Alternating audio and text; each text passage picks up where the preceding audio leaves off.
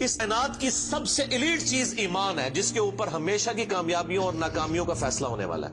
تو آپ کیا سمجھتے ہیں کہ آپ کو یہ راہ چلتے فٹ پاتھ پہ گری پڑی مل جائے گی؟ اس کے لیے کوئی ایفرٹ پٹ نہیں کرنی پڑے گی۔ اور دنیا میں جس چیز کی منفعت چند سالوں کے لیے ہو، وہ بھی اتنی ایفرٹ پٹ کرنے کے بعد ملتی ہے، اور جس سے ہمیشہ کی کامیابیاں آپ کا مقدر ہونے والی ہیں، آپ سمجھتے ہیں کہ وہ آپ کو چنگے جی لگ جائے گی، مفت میں مل جائے گی؟ نہیں، ناٹ ایٹ آل۔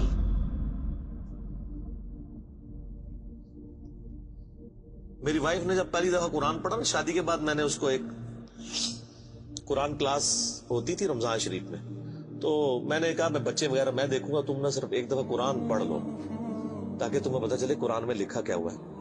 قرآن آپ اکیلے بیٹھ کے تو ظاہر ہے اس طرح نہیں ہے، ایک ماحول ہوتا ہے، ایک ڈیکورم ہے، کلاس ہے، جس طرح یہاں لوگ بیٹھے۔ تو رمضان میں پورا قرآن اس نے مکمل کیا نا، تو میں نے اس سے پوچھا تم نے کیا یعنی اس سے حاصل کیا؟ اس نے کہا جی اللہ بہت سخت ہے، اور جس خدا کا تعارف ہمیں ہمارے ماں باپ اور یہ معاشرہ کرواتا ہے وہ خدا نہیں ہے جو قرآن میں ہے۔ اللہ تو اپنے معاملات میں بہت سخت ہے۔ یہ کتاب انذار ہے، تبشیر اور بشارت ان کے لیے جو بات مانتے ہیں، جو نہیں مانتے ہیں ان کے لیے عذاب کا کوڑا ہے یہ کتاب، کیونکہ اللہ ہے نا۔ یہ کائنات اس نے اس لیے بنائی ہے کہ آپ جانوروں کی طرح کھائیں پیئیں، اولاد پیدا کریں اور مر جائیں۔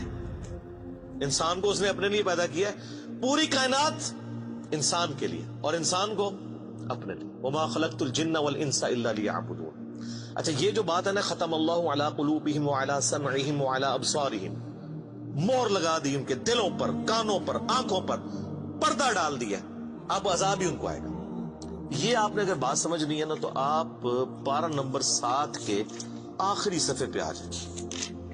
سورۃ الانعام میں آیت نمبر ہے 110، 7ویں پارے کی آخری آیت، آپ کے یہ بلو والے قرآن میں 142 نمبر پیج کی آخری آیت 110 نمبر۔ وَنُقَلِّبُ أَفْئِدَتَهُمْ وَأَبْصَارُهُمْ، ہم پھیر دیتے ہیں ان کے دلوں کو اور ان کی آنکھوں کو، عقل اور ان کی آنکھوں کو، کہ وہ حق بات قبول نہ کریں۔ حق سے اللہ فرماتا ہے کہ میں ان کو حق سے اندھا کر دیتا ہوں۔ کما لم یؤمنوا بہ اول مرہ، جس طرح کہ انہوں نے بھی تو پہلی دفعہ جب ان کے اوپر حق کھلا تھا انہوں نے ایمان لانے سے روح گردانی کی تھی نا، اب یہ چاہیں گے بھی نہ تو میں ان کو اسلام کی طرف نہیں آنے دوں۔ وَنَذَرُهُمْ فِي طُغْيَانِهِمْ يَعْمَهُونَ، اور میں ان کو چھوڑ دوں گا اپنی سرکشی میں بھٹکتے پھرے۔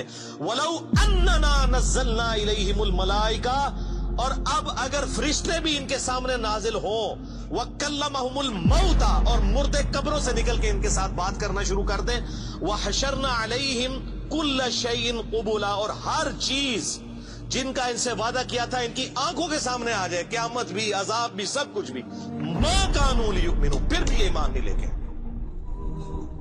یہ ہے سر کتابوں کا خدا، یہ نانی اماں، دادی اماں اور ماما نہیں ہے، یہ اللہ ہے۔ کتنی سختی ہے کہ فرشتے بھی۔ اب مجھے بتائیں کسی سے مردہ نکل کے قبر سے کہے کہ میری تو پھینٹی لگ گئی ہے، آپ کو تو پوری زندگی نیند نہیں آنی ہے، لیکن اللہ فرما رہا ہے پھر بھی ایمان نہیں لے کے آئیں گے، کر لو جو کر، یہ اللہ کہہ رہا ہے۔ آمین۔ الا ان یشاء اللہ، ہاں اگر اللہ ہی چاہے زبردستی کسی کو اس طریقے سے ہدایت دے تو وہ الگ بات ہے۔ ولیکن اکثرہم یجہلون، لیکن اکثر لوگ جہالت کا شکار ہیں، وہ اپنی وشفل تھنکنگز کے اندر، امانیہم جنہیں کہا گیا ہے، وہ ان میں پھر رہے، پھرتے رہے۔ اللہ تعالیٰ اپنے معاملات میں بہت سخت ہے میرے بھائیوں، اللہ کو سیریس لینے کی ضرورت ہے۔ ظاہر ہے اس کائنات کی ایک ہی حقیقت ہے، وہ اللہ ہے، اگر اس کو کوئی سیریس نہیں لیتا تو اللہ تعالیٰ کے لیے کیا ہے؟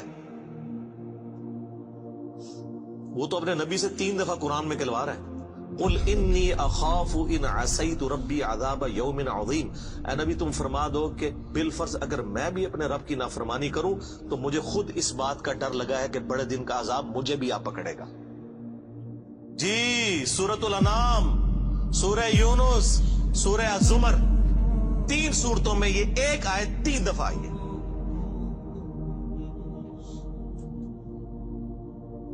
آپ مجھے بتائیں جو آپ کو کہتے ہیں جناب ہم بخشوا لیں گے، ہم اپنے مریدوں کو لے جائیں گے اور تو کھنگن نہیں دینا کسی نے ہوتے.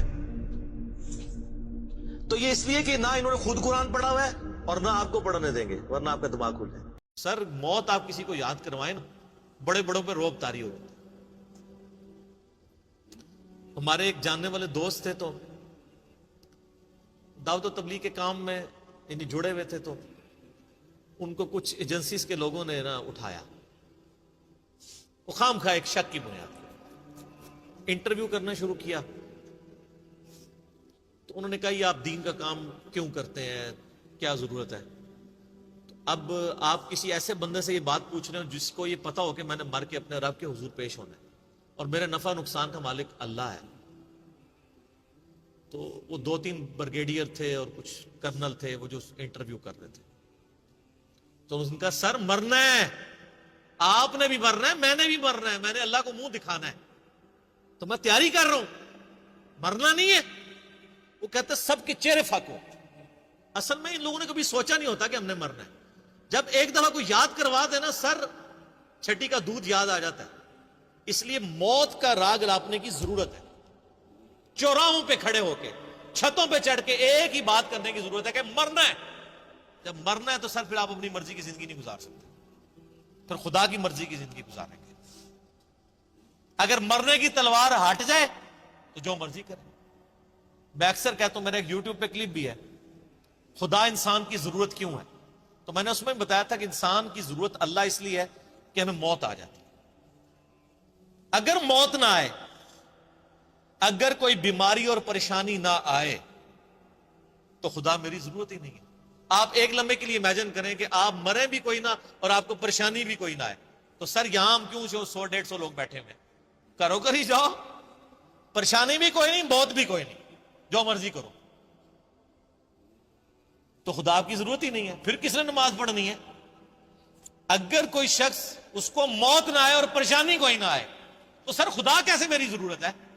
میری ضرورت ہے ہی اس لیے ہے کہ میں نے مر جانا ہے, یہ تلوار لٹکی اللہ کے حضور پیش ہونا ہے.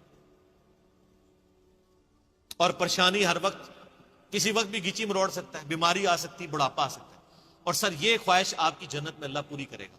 صحیح مسلم کی حدیث ہے, جب جنتی جنت میں داخل ہوں گے تو ان کو خوشخبری ملے گی کہ تمہیں مبارک ہو اللہ کی طرف سے, آج کے بعد تمہیں موت نہیں آئے گی, ہمیشہ زندہ رہو گے. آج کے بعد تم بوڑھے نہیں ہوگے, ہمیشہ جوان رہو گے, 30 سال عمر رہے گی. آج کے بعد تم کبھی بیمار نہیں پڑو گے, ہمیشہ تندرست رہو گے. بیماری بھی کوئی نہیں, بڑھاپا بھی کوئی نہیں, موت بھی کوئی نہیں. آج کے بعد تم کبھی بدحال نہیں ہوگے, ہمیشہ خوشحال رہو گے. اور ایک اور حدیث کے اندر بخاری مسلم کی 5ویں چیز بھی آئی ہے کہ آج کے بعد تمہارا رب تم سے کبھی ناراض نہیں ہوگا, ہمیشہ ہی راضی رہے گا. دنیا میں انسان کی ٹینشن کیا ہوتی ہے, یار یہ کیا اللہ ناراض نہ ہو جائے. جنت میں کوئی ایسا کام نہیں جس سے اللہ ناراض ہوتا ہو. ہر کام ہی ایسا ہے.